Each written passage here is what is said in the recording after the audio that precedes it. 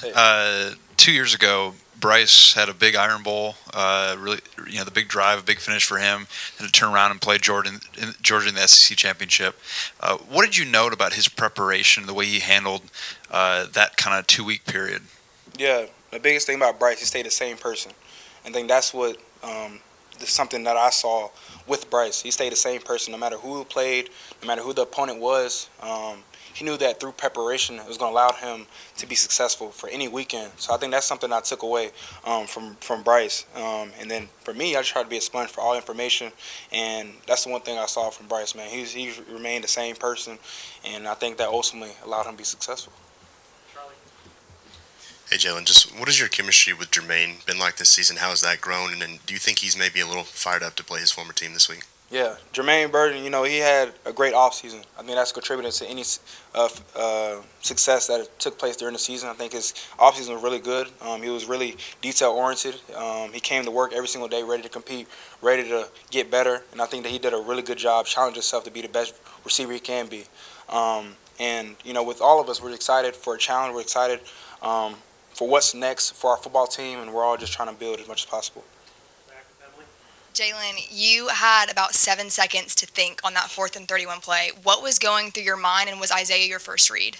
During that play, I just thought about fall back to your level of training. What people don't know is my dad and I, since we were little and we trained, we was all about repetition. Repetition, repetition, repetition. Whether it was an out route, a go ball, a post ball, a dig, we threw that ball probably 150 times. Constantly throwing the ball until I can't miss, until I mess up, honestly. And I'm all about perfection. So that's the biggest thing, with my dad. A quick story right there. But with that play, it was all about the 11 guys. Let's start up front. Start up front. They did a really good job being patient, being sound, fundamental, and taking care of the guys that rushed. And then with that play, the biggest thing about that play was we repeatedly work on that play every single week.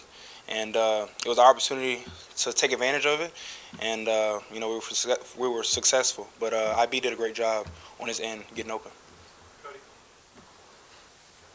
Talked a lot about the impact that Bryce has had on you, and we see that with shaking everybody's hands on their way back to the locker room, staying poised after big plays and whatnot. What other things have you maybe learned from him, like the little things that he did that maybe we don't see? Yeah, he was a servant leader. He did things to only benefit the team. And I think that was something that we all took from Bryce, was how much of a servant leader he was. And for me, as a quarterback, that's something I saw that is something that allows a quarterback to be successful. It's all about the 11 guys on the field, and it's not an eye sport; it's a team sport. So that's the biggest thing, is that making sure everyone's on the same page. And I think Bryce does a really good job being a servant leader here and leading by example. You've talked so much about progression and progressing each week. What would you tell someone that's judging this team? How much does this team progress from the team that lost to Texas to now? Biggest thing is we're not a finished product, and I think that's a scary thing. When we're all clicking as a whole football team, it's a scary sight, and I think we have constantly need to improve offensively. Some things we need to clean up, and the biggest thing is with the progression, it takes acknowledging where you need to improve at. And I think we really do a good job with that in the locker room, and we're constantly building. We're constantly, acknowledging that there needs to be a lot of effort towards the common goal, and we constantly need to improve. I think you just said on the phone that 6'2", 220 was your freshman year, but that's not accurate anymore. Is there a better number we should be using for your height and weight? Let's see. With Thanksgiving that just took place last week, say I'm about 240. No, I'm just playing. I'm about 6'3", and my weight range is just like I said. We just had Thanksgiving, so I can't give you an accurate number of what I weigh now, but I'm more than 220.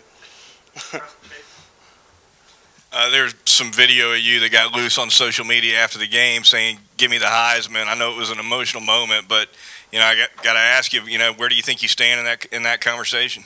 Yeah, that was an emotional moment.